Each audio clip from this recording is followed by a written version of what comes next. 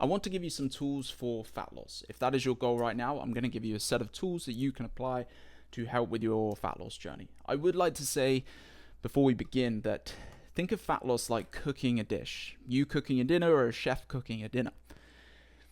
The chef, you need many different tools to cook the dinner, right? You need the ingredients, you need the seasoning, salt and pepper, you need the utensils, you need the pots and pans, you need the water. We need lots of little things. You need lots of little things to make that dish. Same applies with fat loss. We can apply tools to get to our desired outcome. And I say this because we hear online all of the time. You have to do carnivore. You need to do this. No, you need to do fasting. It becomes stressful. But it doesn't have to be stressful. There's many tools that you can use, many tools to cook the dish, many tools to get to your fat loss goal. And I want to speak about a few of those tools today. The first tool is intermittent fasting. So this is where you essentially create a window of not eating. And this could be 12 hours, could even be up to 16 hours. Now, typically this is done in the morning. So you will have your evening meal. Then we naturally fast overnight when we're sleeping anyway. And then you create more of a fast in the morning. Essentially, you're going to be skipping breakfast. There's many other ways you can do it, but this is the main, let's say, popular way. And then you will have your first meal around 11 a.m., 12, 1, again, very person dependent. But essentially, you're skipping an area of your day,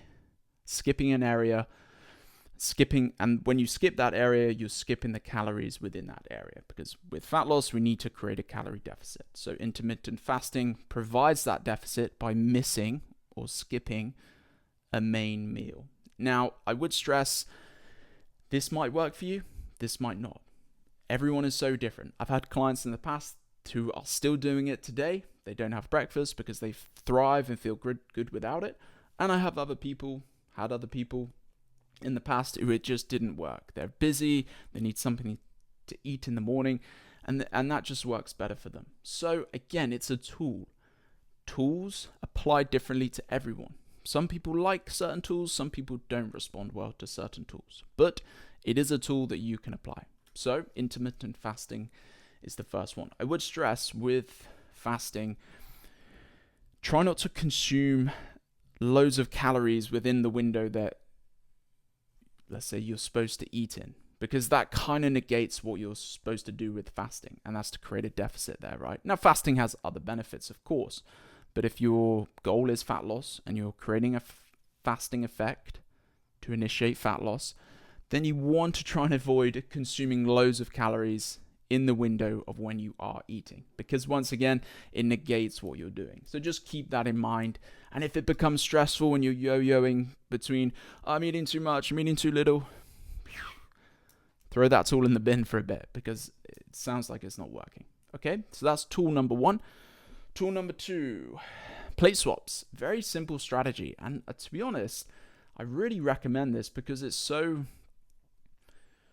not invasive is the right word. I can't think of the right word, but it's not that demanding. So essentially what you're going to do is your main meal plates, usually a big dinner plate, right? And you can buy, in between plates. We're essentially going to reduce the size of your plate that you're eating on. Sounds simple, right? And it sounds to the point of, is that it? But trust me, it's a way of controlling your calories. And it's a way of, there's an illusion called the Delboeuf illusion with this. And essentially that the portion sizes will affect our perception on satiety. So essentially creating a smaller dish signals to the brain in a weird way that, oh, that's enough calories because the plate is full. Whereas a bigger plate, sometimes you're thinking, let's get a bit more in there. Yeah, a little bit more, seconds. So there's a few things happening. Now, obviously, this is going to work if you're consistent with this strategy. But it's a strategy, like I said, which isn't too heavy on you. You're busy, you've had a long day, and you're suddenly thinking, I've got to do that really. I've got to track my calories. I've got to put all my calories in that app. I can't be bothered. But plate swaps, you're like, I'm having dinner anyway, so I can apply that tool. Do you see what I mean? So again, it's a great strategy, and it's another tool that you can try. Okay, so plate swaps is the second one. Then the third, I think I know, I've got my little notes to the corner, is food swaps. So you're not really changing anything, a bit like the plate. You are simply, and this usually applies to snacking. So let's say you're having an ultra processed snack at 3 p.m. A food swap would be just swapping that ultra processed food choice, snack. Let's say it's a chocolate bar, and you're swapping it for something, a healthier alternative, which is in conjunction with your fat loss goal. So that chocolate bar could now be a protein bar. As long as, again, we're just talking in the context of fat loss, as long as the calories aren't matched, right? They want to be a little bit lower. And of course, they want to be more nutrient dense. So food swaps is essentially swapping something for a healthier choice. Yogurts, for example, some people choose for, instead of a full fat option, they go for a lower fat option. Again, you're not changing anything, right? You're not changing the habit or the behavior of eating at that time. You are just simply swapping it. And again, this is a good strategy for those who are busy. It's a good strategy for those who are just starting, because it allows you to start at a nice, controlled and simple and low intensity. We want to be consistent and adhere to this process. So if you're approaching it with intensity so much at the start, it's not going to last. So things like food swaps and plate swaps is a good way to get yourself in. Again, that's another one. Do that with snacks, and you can even do that with your main meals as well. Cool. The next one, I've put watch out for liquid calories. So within liquid calories is, maybe not liquid calories. Let's say watch out for the sneaky stuff. So when I say sneaky stuff, it's typically the things that we cook in. Butters, oils, and even liquid calories like wine or alcoholic drinks that we tend to forget about, right? Because on our nutrition journey, we just see food. We just tend to see food. And we think, oh, actually, I had 2 bottles of wine this week. We know alcohol contains a lot of calories, right? So just watch out for those. Now bring it back to cooking. Oils. If you cook, let's say, that much oil when you're cooking a dish, that could be the reason, the sneaky reason. That's why I said watch out for these. The sneaky reason why you can't drop the weight. You're thinking, I've created a deficit. I've done this tool. I've been walking loads, but I can't seem to, nothing's happening. I lose a bit and then I just put it back on. Possibly, could be the sneakies, as I call them. Because you're having that much oil, that's high calories, right? So, reduce the amount. And if you reduce the amount, I'm just using a guide here, that could save you 200, 300 calories just from the reduction of things like cooking oils and butters. So watch out for those, and take into account your alcoholic, didn't mean to say that, your alcohol consumption. Again, we tend to forget about them. I'm going to have a little glass of wine on a Monday evening, and you might forget about it. And then you do the same on Wednesday and then Friday. And then they add up over time, right? And we tend to forget about them. So again, just, be aware. Take note of what I call the hidden stuff, the things we forget about. And this isn't saying never have a glass of wine. Definitely not. It can be 100% part of your nutritional health journey and your fat loss journey. But you just want to be aware, right? Because I've seen that people tend to forget about, again, the hidden stuff. Okay, 1 second. Calorie counting.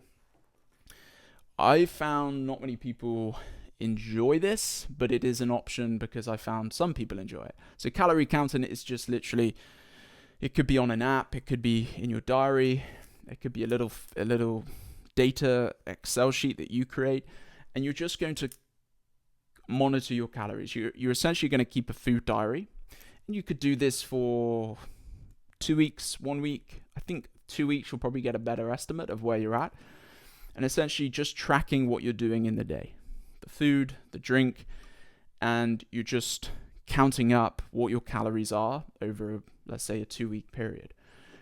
And now you compare that to your BMR. I'm not going to get into that today, but this is basically the number you look at when you're trying to lose weight or understand what calories you actually need.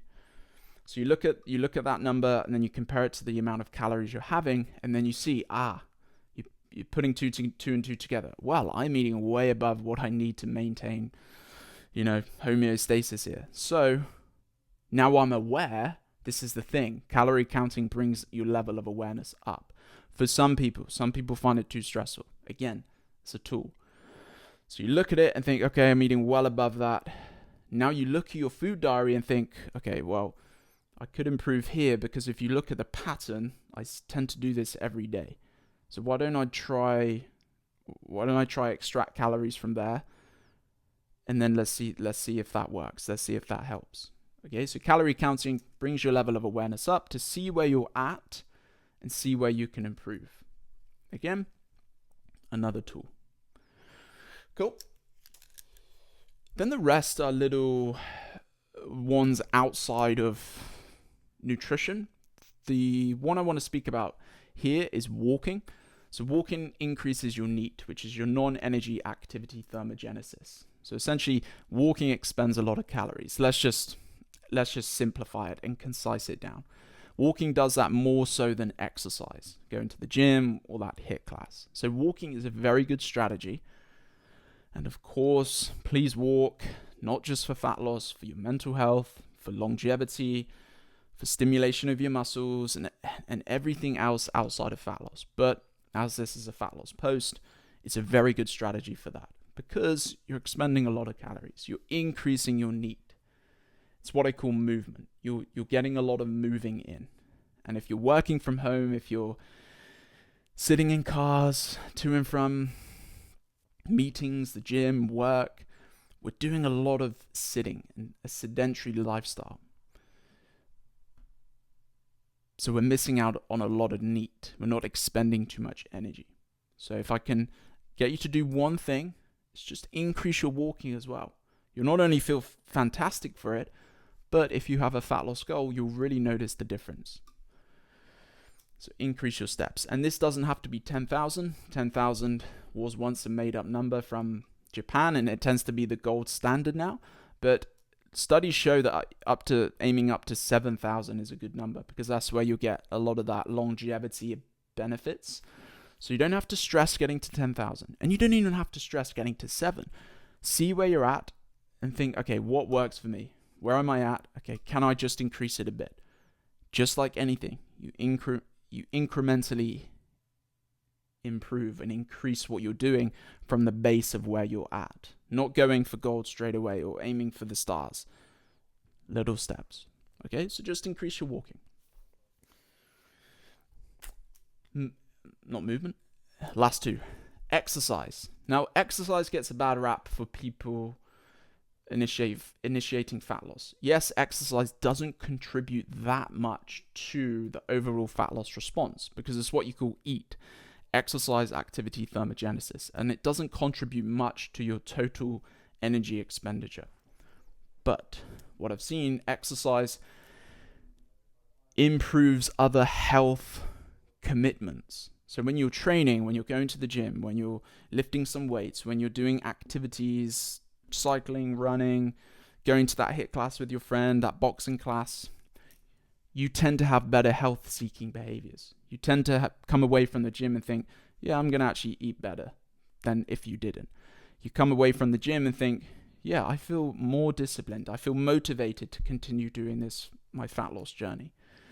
So it doesn't necessarily contribute to your overall fat loss journey. It does a bit, of course, but it helps you in other areas, more the mindset, more the motivation, more the discipline, and more of the other health-seeking behaviors, which will indirectly help with that fat loss goal.